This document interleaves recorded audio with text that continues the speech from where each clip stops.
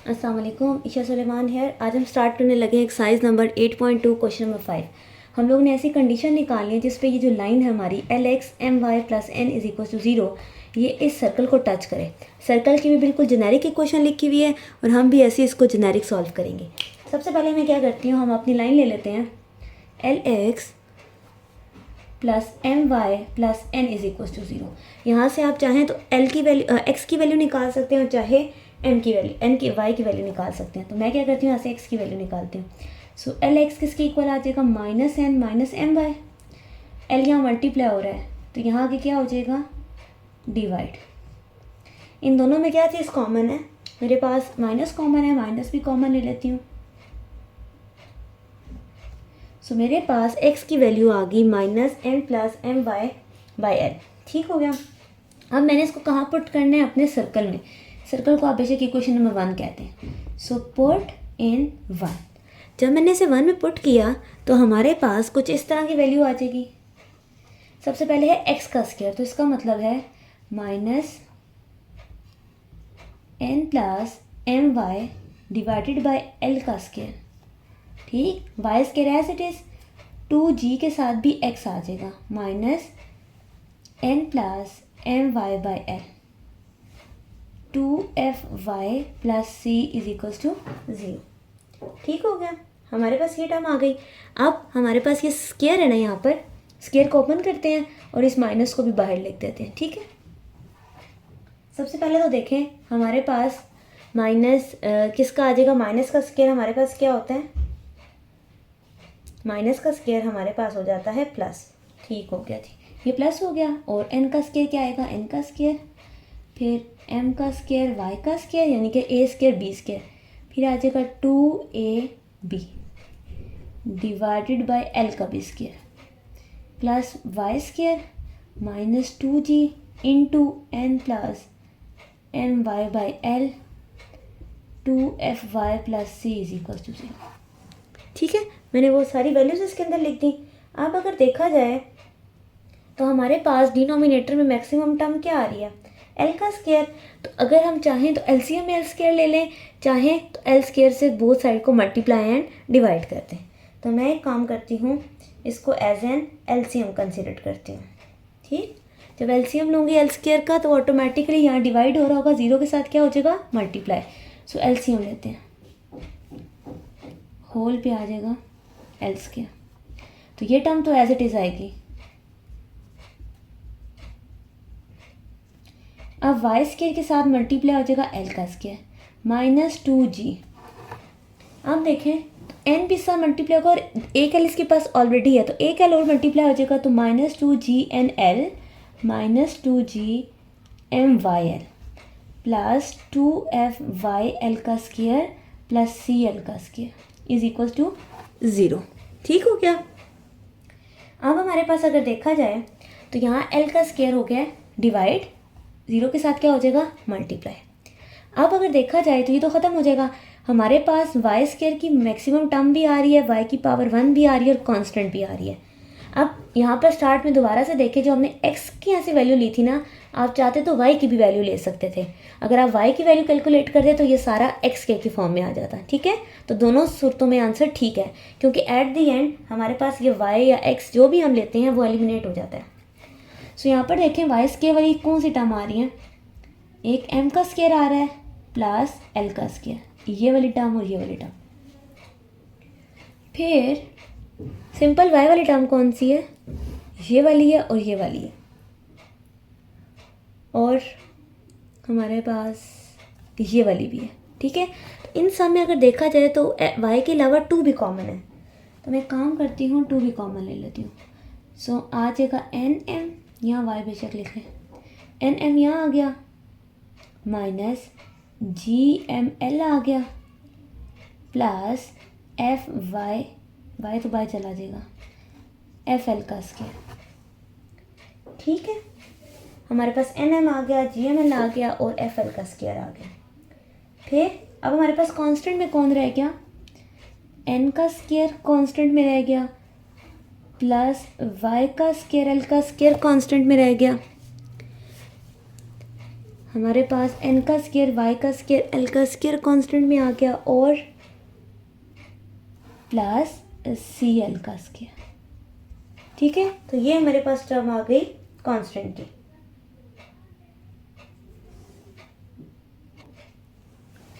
अच्छा, Y square L square नहीं आएगा, वो तो हमने यहाँ लिख लिया ना। हमारी कांस्टेंट टर्म है ये वाली 2GNL। सो ये है -2GNL। ठीक हो गया। सो यहाँ पर अगर देखा जाए तो वाई स्क्वायर की टर्म आ गई, सिंपल वाई स्क्वायर कांस्टेंट की आ गया। तो इसका मतलब ये हुआ कि ये कौन सी फॉर्म बन गई है, क्वाड्रेटिक। अब अगर ये क्वाड्रेटिक बन गई है तो हमें एक बात पता है कि अगर ये क्वाड्रेटिक इक्वेशन है और ये लाइन इसको टच कर रही है तो इसका डिस्क्रिमिनेंट हमेशा किसके इक्वल होता है, 0 के। So discriminant will be equals to 0। तो बी की टर्म ये हो गई, ये ए की टर्म और ये सी की, ये ए है, ये बी है और ये सी है। ठीक हो गया। ये बारी बारी वैल्यूज इसको सर्कल कर देते हैं ताकि पता चले कि हमने टर्म मेंशन की। डिस्क्रिमिनेंट की इक्वल लिखते हैं और चेक करते हैं क्या वाकई ये टर्म इक्वल टू 0 लिखने से हमारी कोई हेल्प हो रही है कि नहीं। सबसे पहले आएगा बी का स्क्वायर यानी कि 2, अच्छा वाई अब नहीं आएगा ना वाई का square, 2NM minus GML plus FL का स्क्वायर यानी कि बी का स्क्वायर, फिर -4AC is equal to 0, CL square. ठीक है, हमारे पास ये टर्म आ गई। अब अगर देखा जाए तो आपस में मल्टीप्लाई हो जाएंगे। यहाँ पर देखें 2 का स्क्वायर 4, अब इसके ऊपर जब स्क्वायर लगेगा तो a plus B plus C का होल स्क्वायर, तो यहाँ पे फार्मूला लगेगा a plus B plus C का होल स्क्वायर। चलिए फार्मूला लगाते हैं, चेक करते हैं। सो 2 का स्क्वायर आ गया 4। अच्छा, मैं इस फार्मूले की बात कर रही हूँ, a plus B plus C का जो होल स्क्वायर होता है, a square B square plus C square 2AB 2AC और 2C। ठीक है, इस फार्मूले में पुट करेंगे हम लोग। सबसे पहले यहाँ पर देखें तो क्या आएगा, 4 तो बाहर आ गया ना, मेरे पास यहाँ पर आएगा सबसे पहले n का स्क्वायर m का स्क्वायर। ठीक हो गया, फिर प्लस, अभी माइनस है सही लेकिन माइनस का स्क्वायर भी क्या हो जाएगा प्लस। सो g का स्क्वायर m का स्क्वायर और l का स्क्वायर, फिर f का स्क्वायर और l की पावर 4 क्योंकि ऑलरेडी स्क्वायर था तो मैंने a square b square c square तो लिख लिया। अब लिखूंगी 2ab 2ac और 2c प्लस 2ab। ठीक हो गया, यहाँ माइनस इसके साथ यहाँ माइनस लगा लेते हैं, फिर प्लस 2ac। ठीक हो गया, फिर प्लस 2b और c, तीनों लिख लिए। ये तीनों लिखने के बाद हमारे पास कौन सा साइन है, -4 का, ये ब्रैकेट यहाँ क्लोज हो जाती है। -4 के साथ अब ये टर्म और ये टर्म भी आपस में क्या हो रहे हैं, मल्टीप्लाई। तो बारी बारी पहले m स्क्वायर को इन सबके साथ मल्टीप्लाई करेंगे, फिर l स्क्वायर को इन सबके साथ मल्टीप्लाई करेंगे।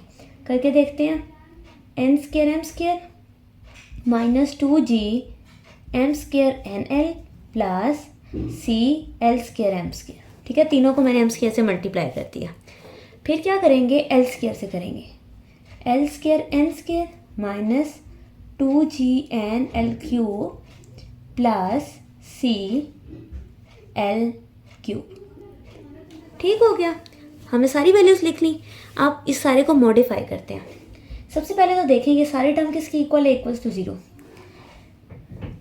4 भी अंदर अच्छा एक काम करते हैं, 4 अंदर मल्टीप्लाई करने की बजाय 4 कॉमन ना ले लें, इसमें भी 4 है और इसमें भी 4 है। जब वो 4 कॉमन हो गया तो वो 0 के साथ क्या हो जाएगा, ख़त्म। ठीक, तो हम ऊपर वाली सिंप्लीफाई करके लिखते हैं और माइनस की वजह से इन सब के साइन चेंज कर देते हैं। 4 को मल्टीप्लाई करने की ज़रूरत नहीं है। ऊपर वाली टर्म तो एज इट इज़ आ जाएगी, n square m square plus g square m square l square f square l की पावर 4, ये माइनस बाहर आ गया, 2n m का square gl plus 2nm f l का square minus 2gm f l की power 3। ठीक है, एक l ऑलरेडी था, फिर l स्क्वायर के साथ आ गया। माइनस से इन सब के साइन क्या हो गए, change. Minus N square M square plus 2gm² N L minus CL² m² minus L² n² plus 2GNL³ minus CL³। Okay, हमने सारी टर्म्स लिख ली। अब देखते हैं कि कौन कौन सी टर्म हमारी कैंसिल आउट हो रही है और कौन सी टर्म कैंसिल आउट नहीं हो रही। ओके, सो n² m² और n² m² कैंसिल, फिर 2NGML ये भी कैंसिल। अच्छा, छोटी सी करेक्शन कर लें, पीछे मल्टीप्लिकेशन करते हुए मैंने यहाँ पे 4 नहीं लिखा, मैंने क्यूब लिख दिया। सो ये L³ 4 है। ठीक हो गया। अच्छा, अब अगर देखा जाए तो इन सब में L की मिनिमम वैल्यूज़ क्या हैं? इसमें L² है, इसमें L³ 4, फिर L²। तो क्या चीज़ कॉमन में लिखी जा सकती है? हमारे पास L² लिखा जा सकता है। ठीक है, L² मैं क्या कर लेती हूँ, कॉमन ले लेती हूँ। जब मैंने L² कॉमन लिया तो फिर क्या टर्म रहेगी यहाँ पर, G² m² F² L², ये ख़त्म हो गई। 2NMF माइनस 2GMF, एक L रह जाएगा, ये कैंसिल हो गई हैं। Minus CM² minus n² plus 2GNL minus CL²। सो ये L² मल्टीप्लाई हो रहा है 0 के साथ, क्या हो जाएगा, डिवाइड, और ये हमारा हो जाएगा ख़त्म।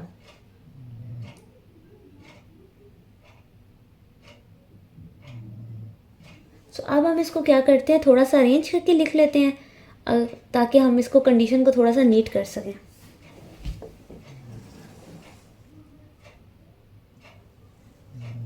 इसमें से कॉमन टर्म्स देख लेते हैं। ओके, एक m² है, L² है, तो m² और L² की फॉर्म में इसको सॉल्व कर लेते हैं। सो अगर मैं लिखना चाहूँ, L² वाले कितनी टर्म्स हैं, ये भी और ये भी है, m² वाली टर्म ये और ये। पहले m² वाली टर्म लिखते हैं, ये L² मल्टीप्लाई होकर यहाँ ख़त्म हो गया। ठीक है, m² वाली टर्म ये भी है और ये भी है, तो ये बन जाएगा G² माइनस C। फिर L² वाली अगर लिखूँ तो F² minus C,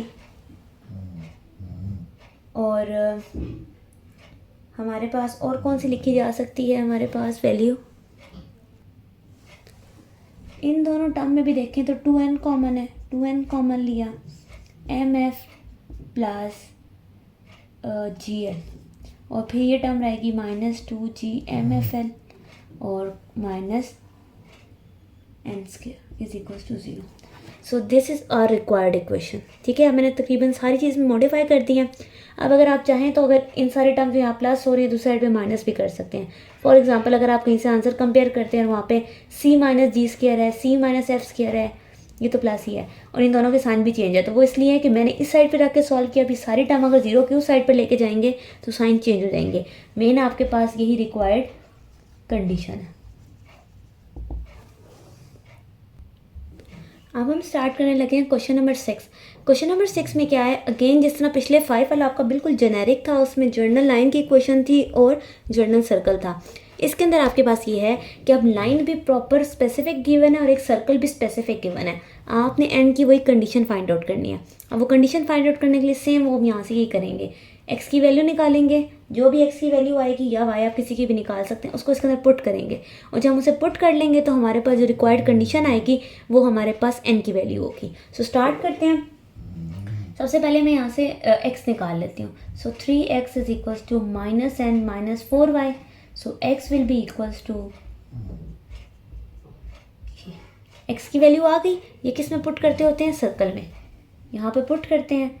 so minus N plus 4y/3 का होल स्क्वायर प्लस y का square minus 4 minus N plus 4y/3 minus 6y minus 12 is equals to 0। Value हम लोगों ने लिख ली है। अब हम इसके ऊपर स्क्वायर्स लेते हैं। माइनस का स्क्वायर हमारे पास क्या होता है, प्लस। सो यहाँ से आ जाएगा n का square 16y² plus 8ny divided by 3 का स्क्वायर क्या होता है 9 प्लस y², ये माइनस और माइनस क्या हो गए plus 4n plus 3y/3 minus 6y minus 12 is equal to 0। ठीक हो गया। अब हम एलसीएम में क्या ले लेंगे, 9 थ्रू आउट एलसीएम में आ जाएगा। सो n² 16y² 8ny plus 9y², क्योंकि यहाँ पर 9 मल्टीप्लाई, यहाँ पे सिर्फ 3 होगा, सो 12n, अच्छा ऐसे लिख लेते हैं, 4 यहाँ पे 3 आएगा ना, मतलब 12n प्लस 3y माइनस यहाँ पर भी 9 मल्टीप्लाई हो जाएगा, तो 6 9 सा कितना होता है 54 माइनस, और फिर हमें क्या चाहिए 12 9 सा, सो 12 9 सा हमारे पास होता है 108, 9 सा 9 2 सा 18, हाँ जी 108 इज इक्वल टू 0। अब ये 9 यहाँ मल्टीप्लाई हो रहा है, वहाँ डिवाइड हो रहा है, उस साइड पे क्या हो जाएगा मल्टीप्लाई, तो 0 के साथ वो हो जाएगा ख़त्म। इसको थोड़ा सा और मल्टीप्लाई करते हैं, n² 16y² plus 8ny plus 9y² plus 12n plus 12 3 सा 36y 54y 108 is equal to 0।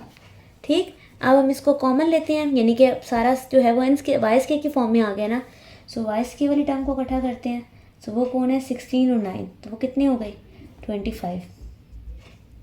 फिर सिंपल y वाली टर्म ये है, ये है, ये दो तो सॉल्व हो सकती हैं। 54 में से अगर हमारे पास से 36 चला जाए, सो हमारे पास रह जाएगा 18, सो 8n माइनस 18, और फिर बाकी कांस्टेंट टर्म्स रह जाएंगे, which is n² 12n minus 108 is equal to 0। Okay जी, y² y ये, अच्छा यहाँ पर देखें 4y था, मैंने 3 लिख दिया, सो 4 4 जो हमारे पास आ जाएगा, तो 12 4 जो 48 होता है, और 48 और 54 के दरमियान कितने का डिफरेंस होता है 6 का, -6। ठीक है, तो हमारे पास y² y और कांस्टेंट वाली टर्म आ गई। अब हमें पता है क्योंकि लाइन उसे टच कर रही है, तो हम इसका डिस्क्रिमिनेंट ले लेंगे b² minus 4ac is equal to 0। तो ये टर्म a की है, ये टर्म b की है, और ये टर्म c की है। तो डिस्क्रिमिनेंट लेते हैं और उसको 0 के इक्वल पुट करके अपनी कंडीशन को फाइंड आउट करते हैं। b का स्क्वायर है, तो इसका मतलब है 8n माइनस 6 का स्क्वायर है। ठीक है, फिर माइनस है, 4 है, a है और c है। चले जी, सो अब इसमें से हमारे पास क्या होगा 25 4 का कितना होता है 100, और इसका फार्मूला भी ओपन कर लेते हैं, तो 64n का स्क्वायर प्लस 36 और माइनस 96n और minus 100n square minus 1200n plus 10800 is equal to 0। अब यहाँ पर देखें तो हमारा सारे सवाल में से y गायब हो गया। रीज़न ही ये थी, मैंने आपको इसीलिए कहा था कि आप x² वाली वैल्यू स्टार्टिंग में निकालें या y² वाली, दोनों की बात एक ही है, क्योंकि एट दी एंड हमारे पास जो आंसर है वो n की फॉर्म में आता है। n² और सिंपल n और कॉन्स्टेंट इनको आपस में सॉल्व करते हैं। 64 में से 100 जाए, सो -3n का स्क्वायर, फिर उसके बाद हमारे पास -1296n आ जाना है प्लस 10836 इज इक्वल टू 0। अब अगर आप देखें तो ये अगेन एक क्वाड्रेटिक इक्वेशन बन गई है। अब हम चाहें तो इसे क्वाड्रेटिक फार्मूला से सॉल्व कर सकते हैं, चाहे तो हम इनके रूट्स बना लेते हैं। तो चेक करते हैं कि रूट्स बनते हैं कि नहीं। अच्छा, रूट से पहले अगर देखा जाए तो 36 हाईएस्ट टर्म है, चेक कर लेते हैं कैलकुलेटर से क्या 36 इन दोनों पे डिवाइड होता है कि नहीं। सो यस, 36 इस पर डिवाइड होता है। सो मैं अगर -36 कॉमन लूँ, so n² plus 36n minus 301 is equal to 0। ठीक हो गया। सो -36 यहाँ मल्टीप्लाई हो रहा है, 0 के साथ क्या हो गया divide, n² 36n minus 301 is equal to 0। अब आप चाहें तो यहाँ क्वाड्रेटिक फार्मूला भी लगा सकते हैं और आप इसका मिड टर्म ब्रेक भी कर ले सकते हैं। मैंने कैलकुलेटर पे चेक किया तो मेरे पास 43 7 301 बन रहा है। सो 43 7 301, ठीक है। सो n कॉमन लिया, n प्लस 43 माइनस 7 कॉमन लिया तो n plus 43। So n minus 7 और n plus 43 is equal to 0। So मेरे पास आंसर आ गया n इज इक्वल टू 7 और माइनस 43। सो ये आ गए हमारे पास दो रूट्स। ठीक हो गया। ओके, सो ये था हमारा पार्ट नंबर ए। अब हम सेम स्टेप्स फॉलो करते हैं for part number B and part number C. Part number B में हमारे पास 9 गिवन है, x plus minus 2y plus n is equal to 0, circle के गिवन है। स्टार्ट करते हैं यहाँ से, x की अगर वैल्यू निकालूँ तो वो बनेगी 2y माइनस n, इसको इसके अंदर पुट कर देते हैं। सो 2y माइनस n का स्क्वायर प्लस y का square 3 into 2y minus n plus 6y minus 5 is equal to 0। So a minus b का whole square, a minus b के होल स्क्वायर का क्या फार्मूला है हमारे पास, a square b square minus 2ab plus y square है 6y minus 3n plus 6y minus 5 is equal to 0। अब y square वाले टर्म्स को इकट्ठा करते हैं तो 4 और 1 कितने हो गए, 5y स्क्वायर, फिर ये सिंगल y है और ये सिंगल y है, ये भी सिंगल है, तो 6 और 6 12 हो गए। सो 12 माइनस 4n, ठीक। उसके बाद कांस्टेंट में कौन कौन आ जाएगा, n स्क्वायर कांस्टेंट है माइनस 3n माइनस 5, ठीक है। अब यहाँ से हमें ये बात पता है कि अगर ये क्वाड्रेटिक इक्वेशन है और ये सर्कल इसको टच कर रहा है तो इसका डिस्क्रिमिनेंट इक्वल्स टू 0 होगा। सो 12 माइनस 4n का स्क्वायर, बल्कि काम करते हैं इसमें से 4 कॉमन ले के लिखते हैं, 3 माइनस n, ठीक है। हाँ, इसका स्क्वायर माइनस 4ac, ओके जी। सो 4 का स्क्वायर हमारे पास क्या आ जाएगा 16 और 3 का square 9 plus 9 square minus 6n, 5 4 जा 20, n square minus 3n minus 5 is equals to 0। अब 16 को इसके अंदर मल्टीप्लाई कर देते हैं हम लोग। सो हमारे पास आंसर आ जाएगा 16 9 जा 144 प्लस 16n स्क्वायर माइनस 16 6 जा 96n minus 20n square minus minus plus 60n plus 5 2 जा 10 100। अब करते हैं जो सेम टर्म्स हैं उनको ऐड कर लेते हैं, n स्क्वायर और n स्क्वायर ऐड किया तो माइनस 4n स्क्वायर आ गया, और सिंगल n वाली टर्म कौन है 60 और 16, तो हो गए 76, नहीं 16 नहीं है, ये वाली टर्म है 96 वाली। सो हमारे पास 96 में से जब 60 माइनस हो तो माइनस 36 आ जाएगा। कांस्टेंट कौन है ये, तो ये बन जाएगा 244। तो क्या 244 हमारे पास 4 पे डिवाइड होता है, तो यस होता है, 61 पे डिवाइड होता है, तो मैं माइनस 4 कॉमन ले लेती हूँ। n का square plus 9n minus 61 is equal to 0, minus 4 multiply हो रहा है, यहाँ के डिवाइड हो गया। रूट चेक कर लेते हैं 61 के, अगर तो कोई मिलते हैं तो वेरी गुड, अदरवाइज हम लोग इस पर क्वाड्रेटिक फार्मूला लगा देते हैं। सो लेट्स चेक कि हमारे पास कि क्या इसके कोई रूट्स हैं कि नहीं। सो हमारे पास इसके डायरेक्टली तो रूट्स नहीं बन रहे, तो हम एक काम करते हैं क्वाड्रेटिक फार्मूला लगा लेते हैं। सो n इज इक्वल्स टू सबसे पहले माइनस b यानी कि माइनस 9, b का स्क्वायर 81 माइनस 4ac, ये देख लें माइनस 4 ख़त्म हो गया 0 के साथ, ठीक है, तो मैं इस पर क्वाड्रेटिक लगा रही हूँ, divided by 2a। So n is equals to minus 1 plus minus 81 minus minus plus 41 6 आ 6 हो 24, ठीक हो गया, डिवाइडेड बाय 2। सो 81 और हमारे पास 244 कितना देगा, इसको चेक कर लेते हैं, माइनस 9 प्लस माइनस 5 12 और 2 1 3, ये। सो n की वैल्यू हमारे पास ये आ गई। अब आप चाहें तो कैलकुलेटर इसको मज़ीद सिंप्लीफाई करके लिख सकते हैं, अदरवाइज़ ये हमारी n की कंडीशन आ गई। Part number C, again line, एक सर्कल है, we have to find the value of n, एक कंडीशन चेक करनी है, तो यहाँ से x या y की वैल्यू निकाल लें, तो आई गेस इस बार y की वैल्यू निकालते हैं, क्योंकि y यहाँ पे कांस्टेंट मतलब इसका कोफिशिएंट 1 है। आप x की भी कैलकुलेट कर सकते हैं। So minus 2x minus n, तो यहाँ से पता चल गया कि y की वैल्यू है 2x प्लस n, ठीक हो गया। अब इसको इसके अंदर पुट करते हैं, x का square plus 2x plus n इसका square minus 2x minus 10 into y plus 21 is equal to 0।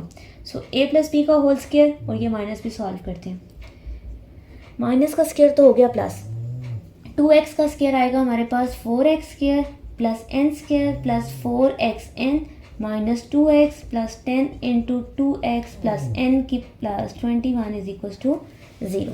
So ये वो सारी टर्म्स आ गई। 10 को इसका मल्टीप्लाई करते हैं और इस फिलहाल ये ऐड हुआ है, इसको ऐड भी कर लेते हैं। 5x स्क्वायर, ठीक है, N square 4xn minus 2x plus 20x plus 10n plus 21 is equal to 0। अब यहाँ पर देखें तो जो x वाली टर्म है वो भी हमारे पास ऐड हो रही है। इसको अगर मैं ऐड करूँ तो मेरे पास x वाली टर्म ये भी है, ये भी है। इन सब में कौन कॉमन है? 2। So 5x square plus 2 common आ गया, तो 2x प्लस 9 और कांस्टेंट में n square plus 10n plus 21 is equal to 0। अब क्योंकि हमें पता है कि इसका डिस्क्रिमिनेंट किसके इक्वल होने वाला है? 0। b square minus 4ac is equal to 0। So b का स्क्वायर का मतलब है 2x प्लस 9, इसके ऊपर स्क्वायर है माइनस 4a और ये हमारे पास c है। सो 2 का स्क्वायर 4, इसका फार्मूला लगा 4x स्क्वायर, 9 का स्क्वायर 81, 9 2 18, 18 2 36x, 5 2 20, n का square 10n plus 21 is equal to 0। अब मज़ीद इसको सिंप्लीफाई करते हैं। अच्छा, ये छोटी सी मिस्टेक है, x नहीं है n है, सो ये भी n है। सो 4n स्क्वायर 36n, ठीक है, क्योंकि x तो एलिमिनेट हो गया ना। अब एक और चीज़, 4 कॉमन अगर लिया जाए और फिर 0 पे ख़त्म कर ले तो यहाँ पर सिर्फ और सिर्फ रह जाएगा 4n square plus 81 plus 36n, ठीक है। और इसमें से जब 4 कॉमन हुआ तो यहाँ कौन रह गया? 5। सो माइनस 5 सबसे मल्टीप्लाई कर दें। 50 माइनस 21, 5 ज़ा कितना होता है? 105।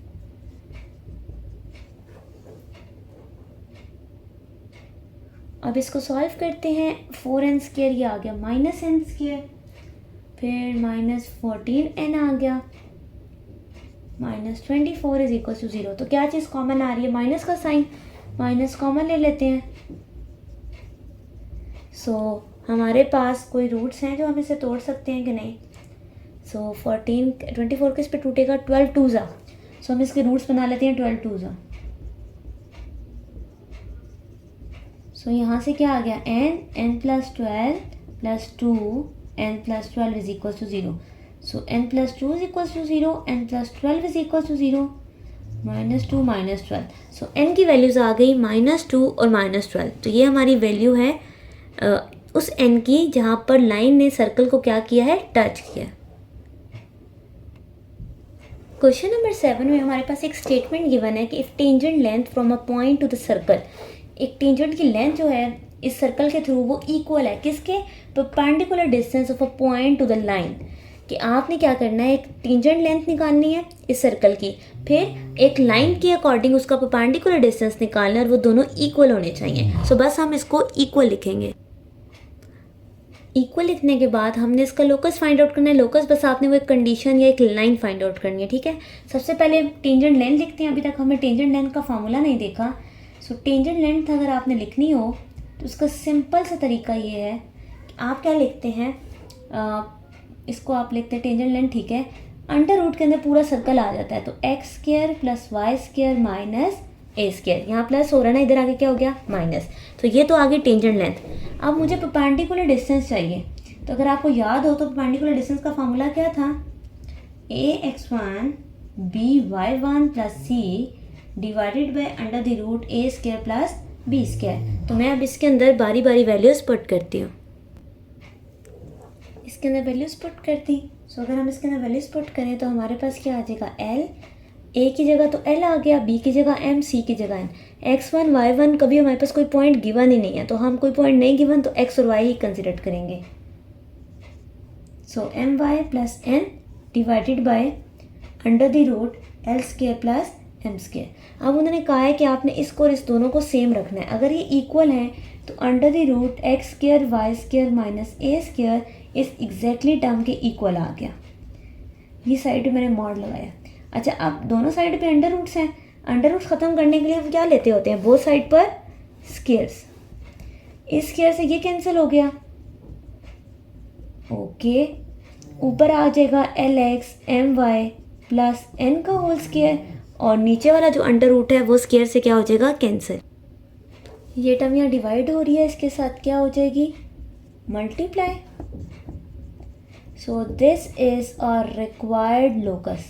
तो हमने बस ये लाइन ही निकालनी थी। So this is our required answer. तो यहाँ पर हमारा क्वेश्चन नंबर 7 एंड होता है।